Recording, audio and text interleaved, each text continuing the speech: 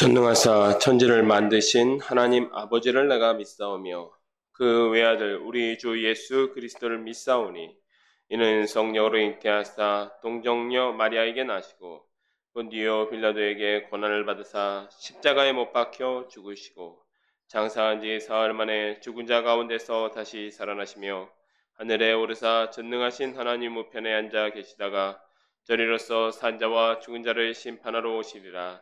성령을 믿사오며 거룩한 공회와 성도가 서로 교통하는 것과 죄를 사하여 주시는 것과 몸이 다시 사는 것과 영원히 사는 것을 믿사옵나이다. 아멘.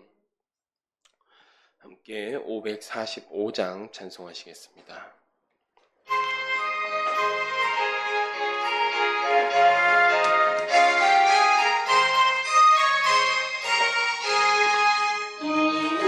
아무 증거 아니 배어도 믿음만을 가지고 선을 걸으며 이 귀에 아무 소리 아무리 들려도 하나님의 약속 위에 서리라. 걸어가세 믿음 위에 서서 나가세 걸어가세 믿음 위에 서서 눈과 귀에 아무 증거 없어도 이 눈이 보기에는 어떠하든지 이미 얻은 증거대로 늘 믿으며 이 마음에 의심 없이 살아갈 때에 우리 소원 주 안에서 이루리. 걸어가세 믿음 위에 서서 나가세 의심 버리고 걸어가세 믿음 위에 서서 눈과 귀에 아무 증거 없어도 주님의 거룩함을 두고 맹세한 주 하나님 아버지는 참 미쁘다. 그 귀한 모든 약속 믿는 자에게 능치 못할 무슨 일이 있을까. 걸어가세 믿음 위에 서서 나가세 의심 버리고 걸어가세 믿음 위에 서서 눈과 귀에 아무 증거 없어도. 아멘. 제가 기도하도록 하겠습니다.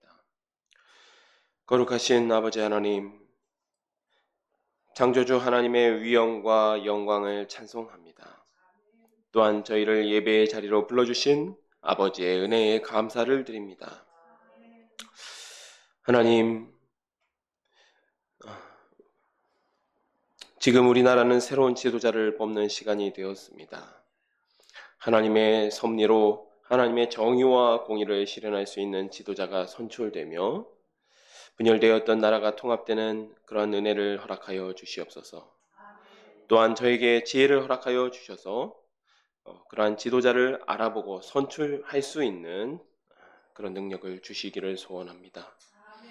또한 지금 어버이 주일을 맞이하였습니다. 우리 육신의 부모님을 공경하며 사랑함으로 영원하신 하늘 아버지를 사랑하게 하옵소서. 또한 우리가 각 가정을 돌아보기를 소원합니다. 각 가정 가운데 아직까지 복음을 모르고 살아가는 영혼들이 있다면 우리에게 불쌍히 여길 수 있는 마음을 주시고 그들에게도 복음을 전할 수 있는 기회를 허락하여 주시옵소서. 이 시간은 저희가 다니엘서 5장을 살펴보고자 합니다. 바벨론에 멸망하는 순간까지 역사하시는 하나님을 바라보며 하나님께서 오늘날 우리에게 하시는 말씀을 듣게 하옵시고 그 말씀을 깨달아 하는 지혜를 허락하여 주시옵소서. 언제나 우리에게 풍성한 은혜를 주셔서 살아가게 하시는 하나님을 찬양하며 예수님의 이름으로 기도합니다. 아멘.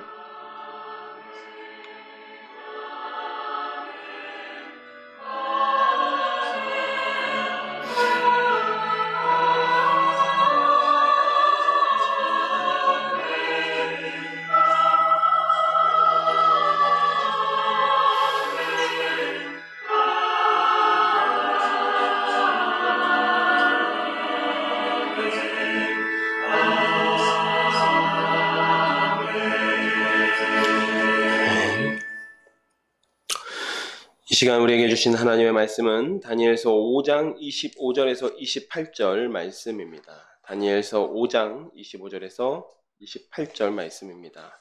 구약성경 1242페이지에 있습니다. 제가 말씀을 받들어 봉독하도록 하겠습니다.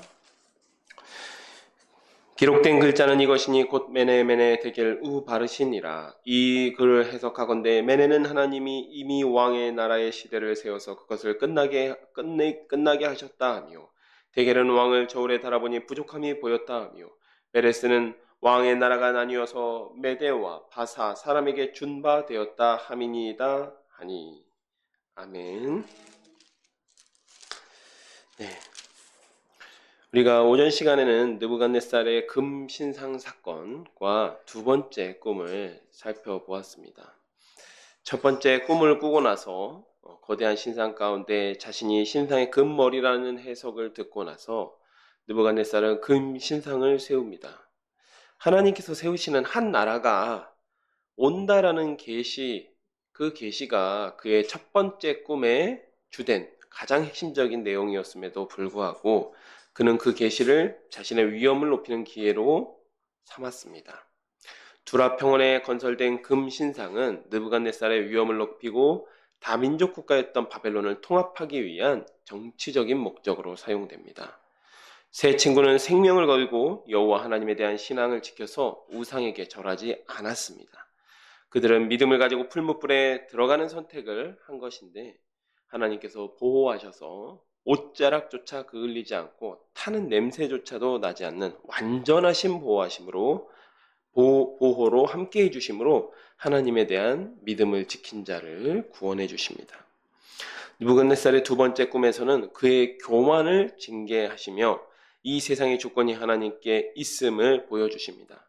느부갓네살은 여러 차례 하나님의 계시를 경험했음에도 하나님에 대한 믿음을 갖기보다는 하나님의 영광을 훔치는 모습을 보여줍니다.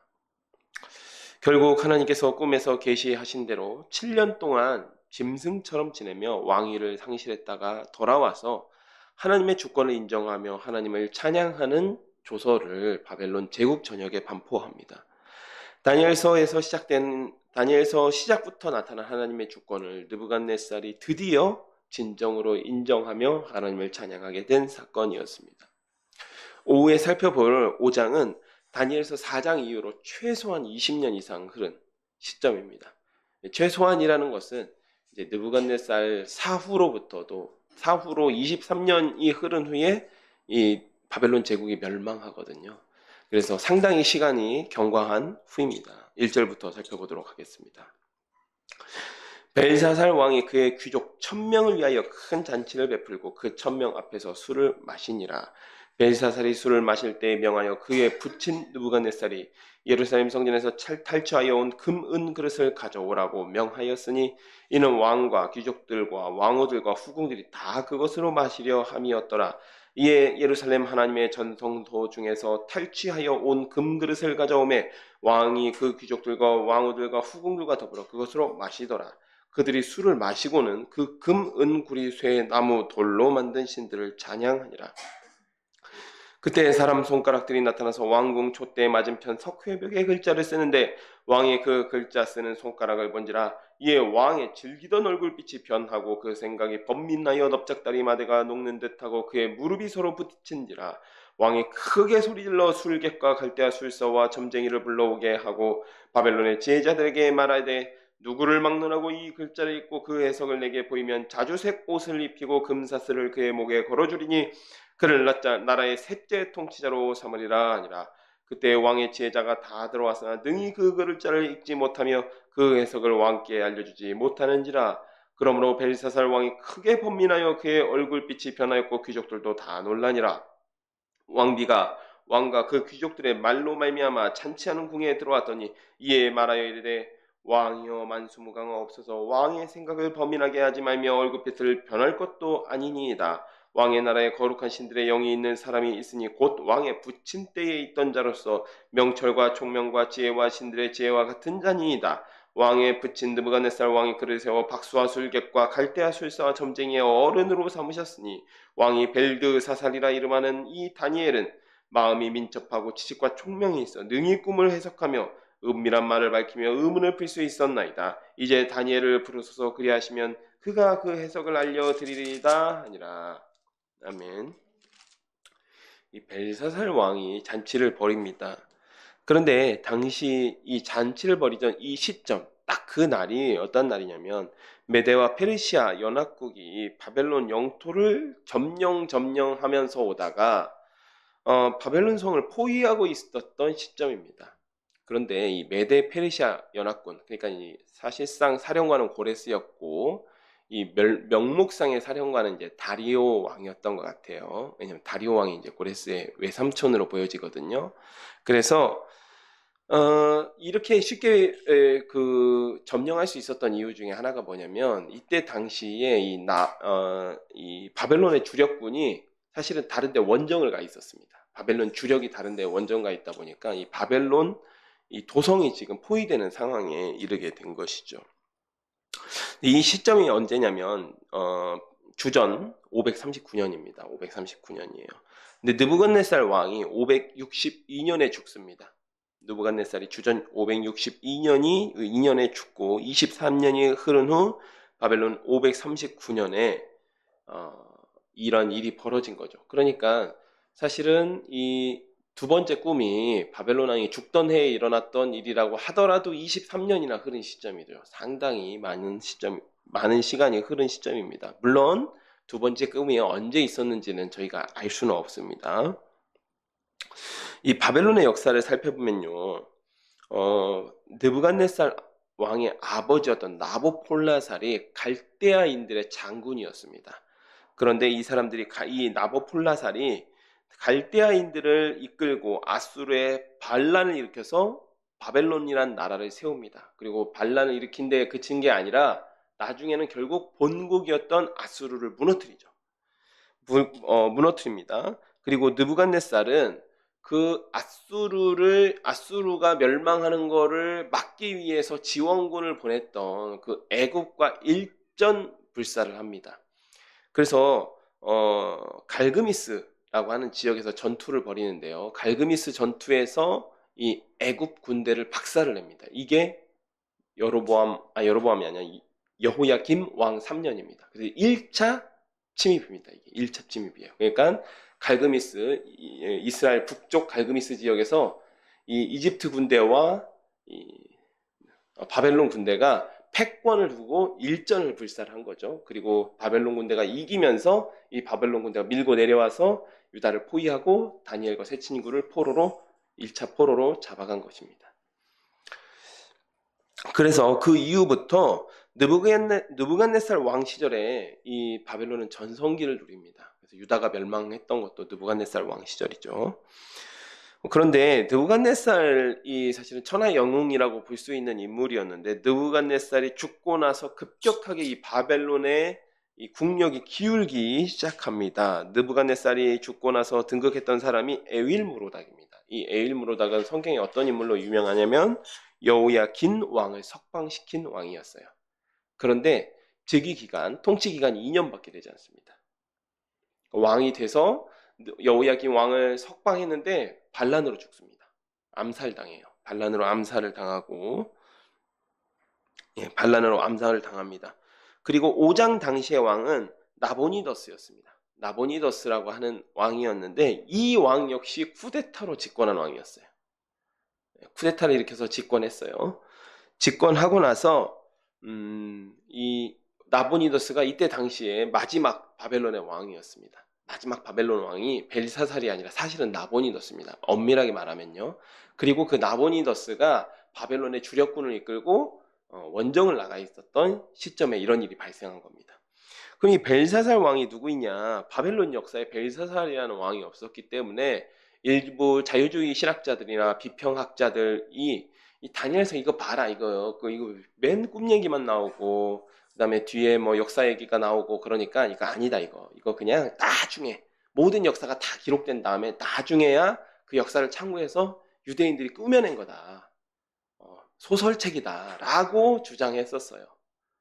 그런데 놀랍게도 나중에 이게 어떤 비문이 나왔냐면 이 나보니더스 왕이 우상 앞에 가서 제사를 드릴 때, 우상 앞에 가서 신전에 가서 제사를 드리는데 내 아들 벨사살과 함께 내 아들 벨사살과 함께 이런 이 구절이 등장한 겁니다. 나중에. 그래서 사람들이 그때서야 이제 학자들이 알게 된 겁니다. 아, 이 벨사살이라는 사람이 그때 당시에 세자였구나. 나보니더스의 장남으로서 세자였던 겁니다. 그런데 이때 저희가 조선시대 같은 경우를 보더라도 아버지가 왕이에요. 아버지 왕인데 아버지가 몸이 안 좋거나 몸이 극심히 안 좋거나 그러면 어떻게 합니까? 예, 그 왕이 너무 어릴 때에 하는 건 수렴청정이라고 하죠. 왕이 너무 어릴 때, 왕이 즉위됐는데 너무 어려요. 그럴 때는 대비가 수렴을 치고 나서 이제 정사를 보는 걸 수렴청정이라고 했고, 왕이 피치 못할 사정으로 너무 몸이 아프거나 해서 이 직무를 보지 못할 때에 세자가 대신 하는 걸 대리청정이라고 합니다. 근데 마치 그것처럼 왕이 장기간 도성을 비우니까 이 벨사살 왕이 대리청정을 하고 있었던 시기입니다. 그래서 다니엘서에는 벨사살을 왕으로 기록하고 있는 거죠. 이런 역사적인 이런 역사적인 사실들이 벌어진 거죠. 그러니까 사실 이런 겁니다. 이 사람들이 이걸 믿음의 눈을 가지고 성경을 바라보지 못하니까 다 거짓말이라고 하거나 다 소설이라고 하는데 참 특이한 게 결국 시간이 지나잖아요. 그럼 성경이 맞았다라는 게 드러납니다. 이게 참 사람들의 어찌 보면 이게 교만인 것 같기도 합니다. 예를 들면 사실은 그 중국 역사에서도 은나라라는 나라가 있었죠. 중국 고대사에 은나라라는 나라가 있었는데 얼마 전까지만 하더라도 이 근대까지만 하더라도 은나라를 상상 속에 있는 나라라고만 했습니다. 은나라에 대한 유적이 안 나왔거든요. 근데 나중에 나온 거예요. 각골문자라든지 이런 유적들이 나오니까 아, 은나라가 진짜 있었던 나라구나 라고 사람들이 바라보게 된 거예요. 그러니까 정확하게 이 사람들은 증거가 나와야 사실이고 그 외에는 다 소설이라고 취급하는 겁니다. 다 신화고 소설이고 거짓말이라고 이야기하는 거예요. 성경은 그렇게 이야기하지 않죠.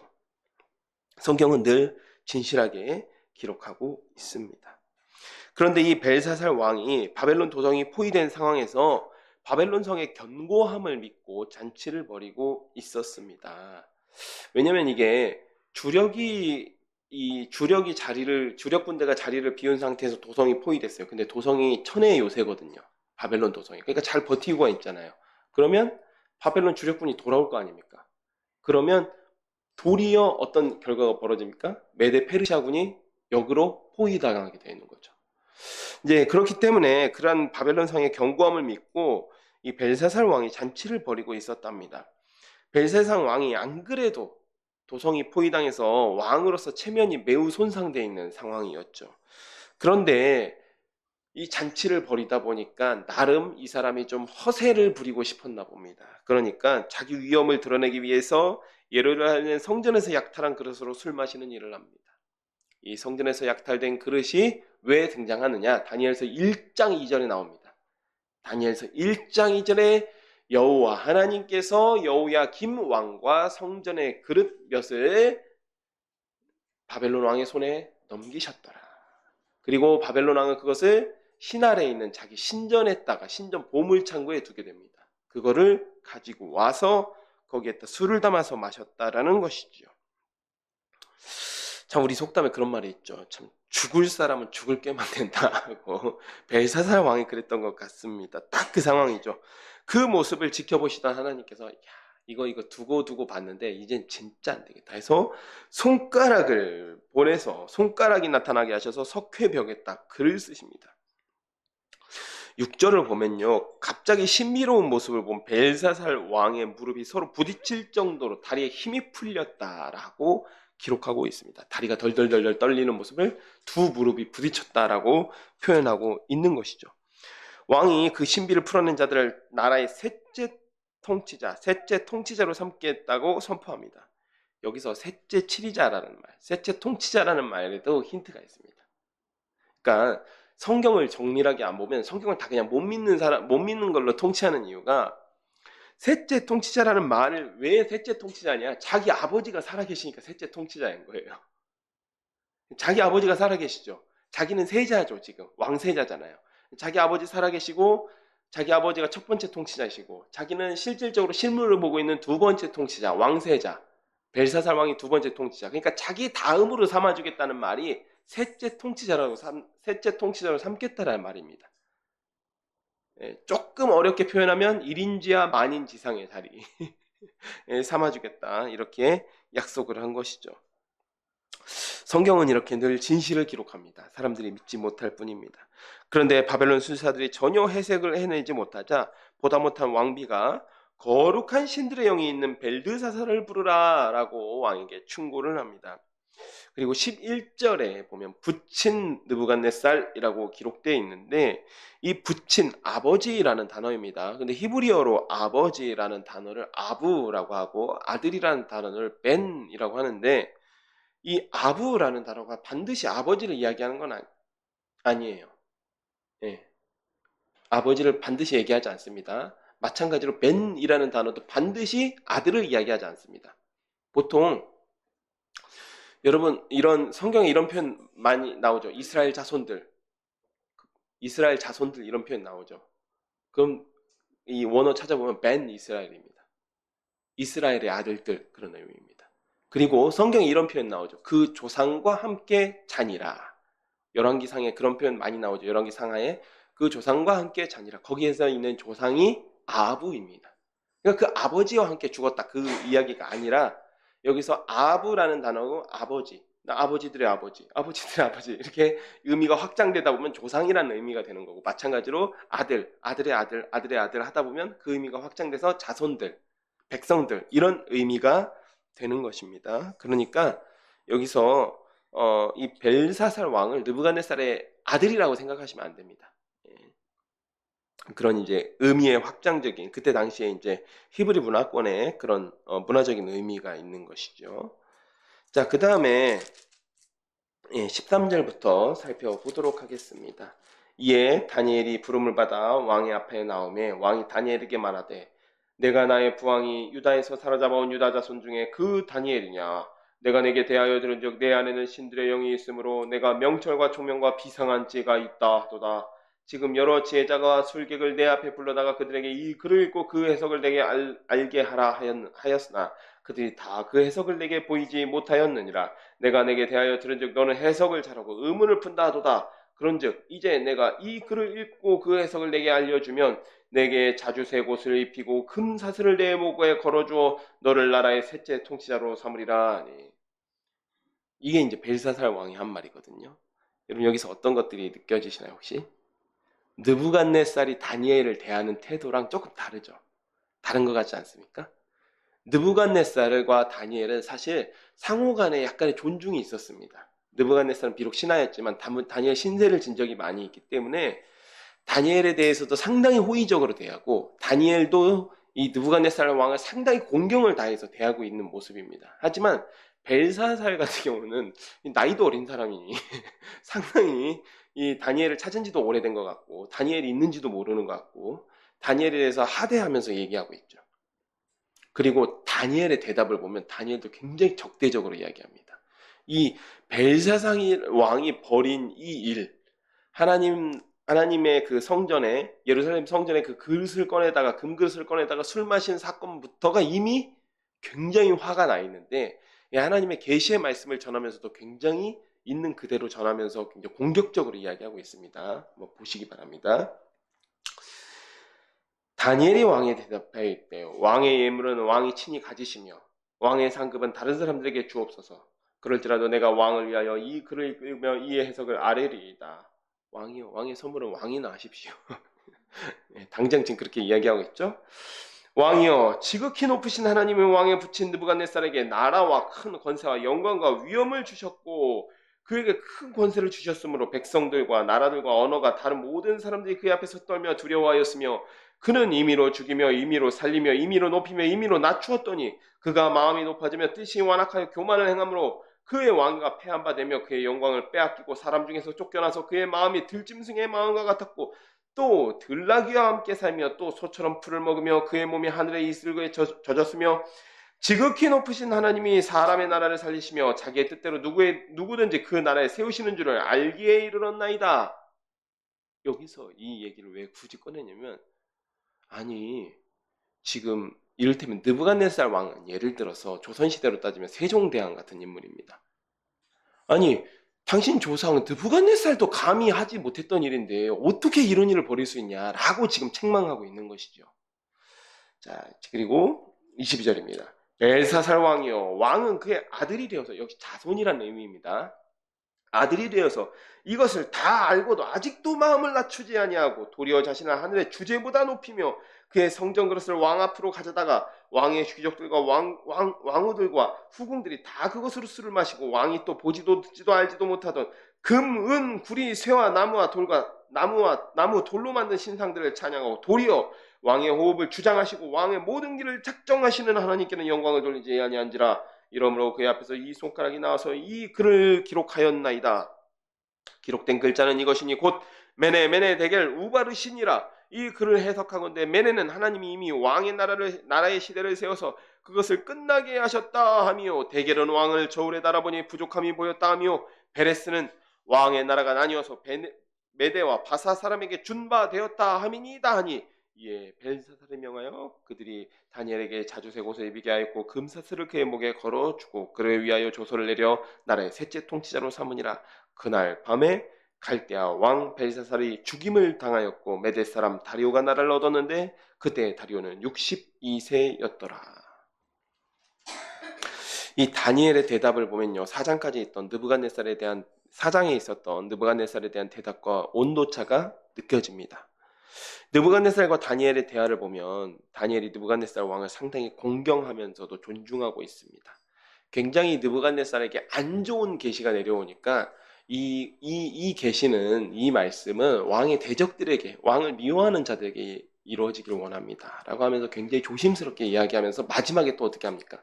그래도 혹시라도 왕이 하나님 앞에 범죄한 내용이 있다면 반드시 회개하십시오. 하나님께서 용서해 주실지도 모릅니다. 정말 이 느부갓네살 왕을 생각하는 마음이 느껴지지 않습니까? 근데 벨사살에겐 그런 거 없죠. 벨사살에겐 그런 거 없습니다. 네. 왜냐하면 이 느부갓네살에게 벌어진 사건, 그런 것들을 알면서도 이런 교만한 짓을 했다라는 것에 정말 크게 분노하고 있습니다. 다니엘이 직접 성전 그릇이 신할 신전으로 옮겨진 것을 다니엘서 1장 2절에 여호와께서 넘기셔서 그렇게 하였다라고 기록하고 있는데, 그 그릇으로 흥청망청 술 마시면서 심지어는 어떻게 했다고요? 금, 은, 나무, 돌로 만드는 우상들, 자기들 신상들을 찬양했다라는 거죠. 하나님 완전 깔아뭉갠 거죠. 그러니까 말이 곱게 나가지가 않는 것입니다. 글자의 해석은 여러분도 잘 아시다시피 메네 데켈 우파르신입니다. 메네는 세다라는 의미입니다. 데켈, 저울에 달아봤다. 우파르신, 보통 우바르신 우리가 이렇게 얘기했는데 우파르신입니다. 우는 그리고 이런 의미입니다. 그리고 바르신, 또 베레스 하면 파르신은 나누다라고 했는데 정확한 의미는 사실 쪼개다, 찢다 이런 의미입니다. 쪼개다, 찢다. 근데 뭐 사실 쪼개고 찢는 게 나누는 것이기 때문에 나누다라고 했는데 정확한 의미는 쪼개다, 찢다입니다. 세어보고 달아보았다. 그랬더니 부족하다, 함량 미달이다. 그러니까 나라를 찢어놓겠다. 나라를 찢는다는 의미는 망하게 하겠다는 의미죠. 결과적으로 메대 사람 다리오가 나라를 얻었는데 그때 다리오는 62세였더라. 이렇게 기록하면서 이 사건이 마무리를 짓고 있습니다. 여기서 다리오 왕이 누구인지는 학자들 사이에서도 논쟁이 있습니다. 왜냐하면 여기 메대 사람 다리오라고 했거든요. 그래서 일부 학자들은 고레스의 엄마가 메대 사람이었죠.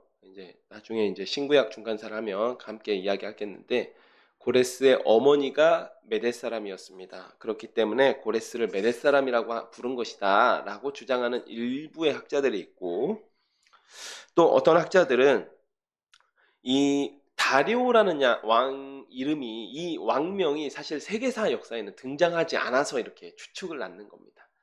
그래서 아스티아게스, 메데의 또 전설적인 왕이었죠. 아스티아게스 왕의 아들 키악사레스 2세를 지칭한다고 주장하기도 합니다. 이 키악사르스 2세 같은 사람은 고레스의 외삼촌입니다. 고레스의 어머니의 오빠죠. 그러니까 외삼촌인데 역사에는 정확하게 기록되어 있지는 않습니다만은 고레스가 외조부의 나라였던 메디아를 접수를 합니다. 접수를 하는데 그의 외삼촌을 예우하여서 원래대로면 왕족들 같은 경우는 좀 숙청을 하거나 저기 귀양을 보내거나 이렇게 해야 자기 왕권이 든든할 거 아닙니까? 그런데 차마 외삼촌에게는 그렇게 할 수 없고 또 여기서 보면 이 62세라고 했잖아요. 그때 당시면 사실 이제 죽을 날이 얼마 안 남은 노인인 겁니다. 그렇다 보니까 이 굳이 그렇게까지 하지 않고 또 합법적으로 이 왕위를 승계받는 방법이 있거든요. 그래서 다리오를 왕으로 먼저 추대했다라는 설이 있습니다. 그래서 다리오를 메데 페르시아 과도 제국이죠. 과도기의 저국, 연합 제국에서 이 고레스가 실권은 고레스가 잡고 그 다음에 키악사레스 2세를 왕으로 추대를 했습니다.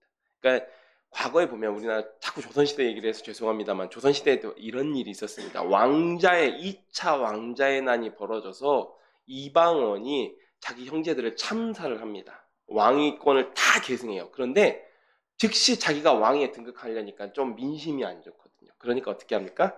자기 형님을 추천하죠. 근데 자기 형님을 왜 추천했냐면 자기 형님은 정치적인 배경이 별로 없어요. 그러니까 순수한 군인이에요, 군인.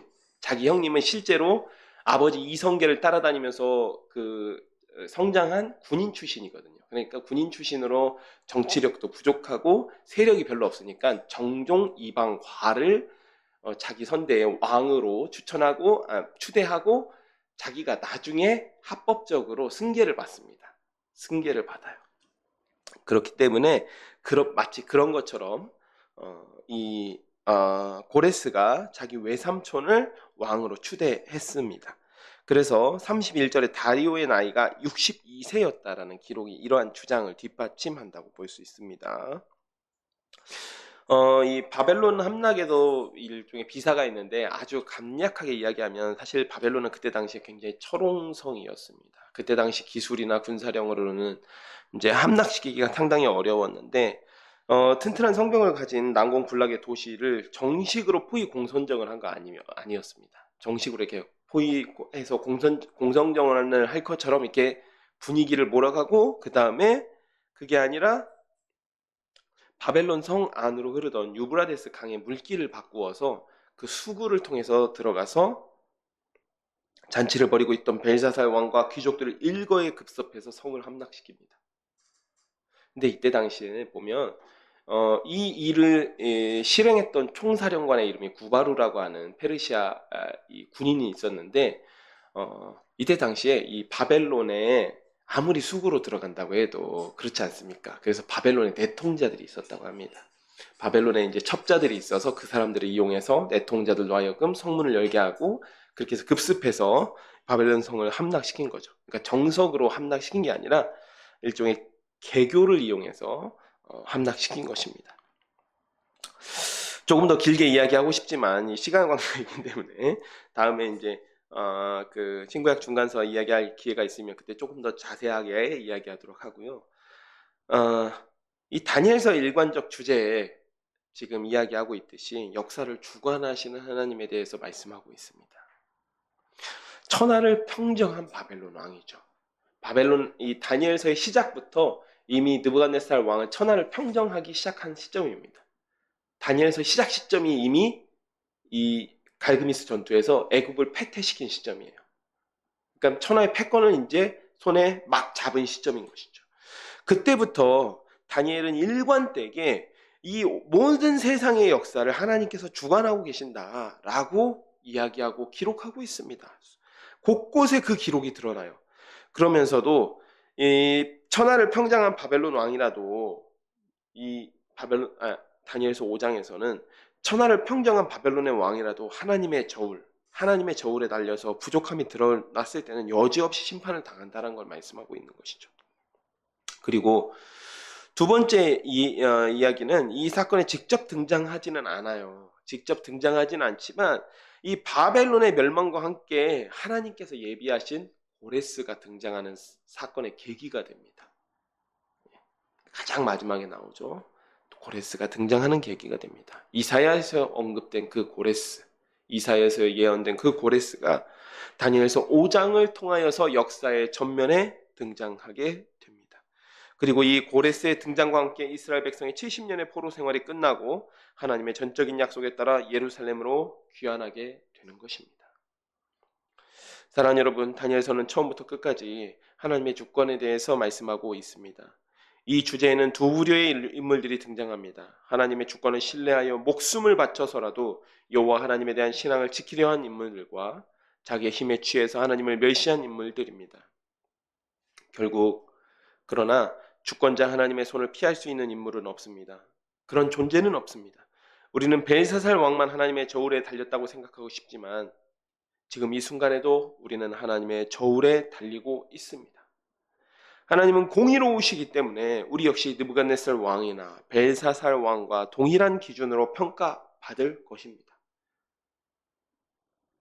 그러나 그렇게 된다면 누가 하나님의 공의로운 저울에서 살아날 사람이 있겠습니까?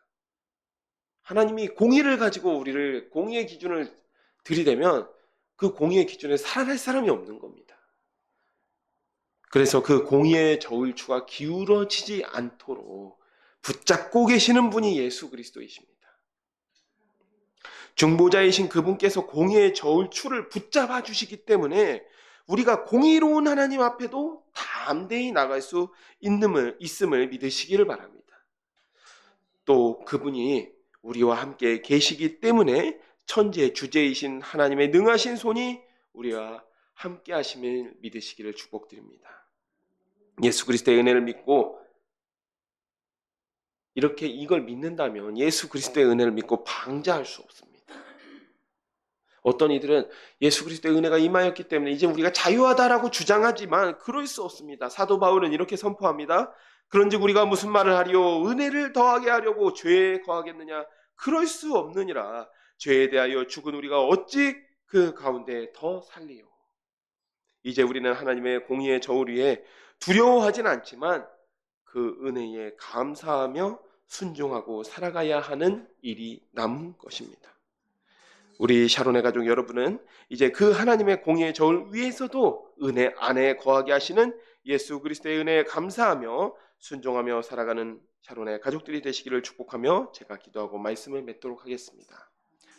하나님 아버지 참으로 감사드립니다. 오늘 다니엘서 5장을 통하여서 천하를 평정하고 천하를 다스리는 그 바벨론 제국이라 할지라도 하나님의 저울추, 하나님의 그 공의의 저울추의 함량 미다림이 드러났을 때에는 여지없이 심판당한다는 사실을 알게 하셨습니다. 주님, 그러나 벨사살 왕뿐만 아니라 저희 역시도 하나님의 공의의 저울에 동일하게 달려 있음을 깨닫습니다. 다만 오로지 예수 그리스도께서 그 은혜와 사랑으로 말미암아 그 공의의 저울을 붙잡아 주시고 계시기 때문에 저희가 심판 당하지 않을 것입니다. 주님, 그렇다고 해서 우리가 그 은혜에 방자히 행하여 감히 더 이상 죄를 지을 수는 없습니다.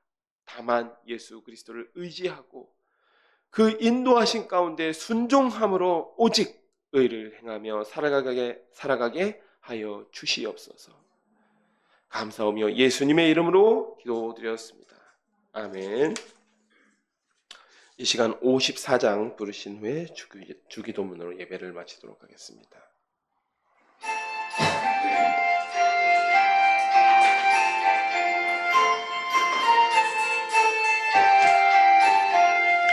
주여 복을 구하오니 편히 가게 하시고 사람마다 주 은혜로 이기도록 하시고 광야 같은 세상에서 항상 인도하소서. 주의 복된 말씀 듣고 무한 감사합니다. 구원받은 주의 성도 열매 맺게 하시며 하나님이 우리 함께 항상 계시옵소서.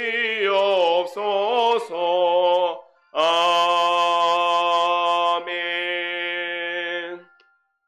하늘에 계신 우리 아버지여, 이름이 거룩히 여김을 받으시오며 나라가 임하시오며 뜻이 하늘에서 이루어진 것 같이 땅에서도 이루어지이다. 오늘 우리에게 일용할 양식을 주시옵고 우리가 우리에게 죄 지은 자를 사하여 준 것 같이 우리 죄를 사하여 주시옵고 우리를 시험에 들게 하지 마시옵고 다만 악에서 구하시옵소서. 나라와 권세와 영광이 아버지께 영원히 있사옵나이다. 아멘.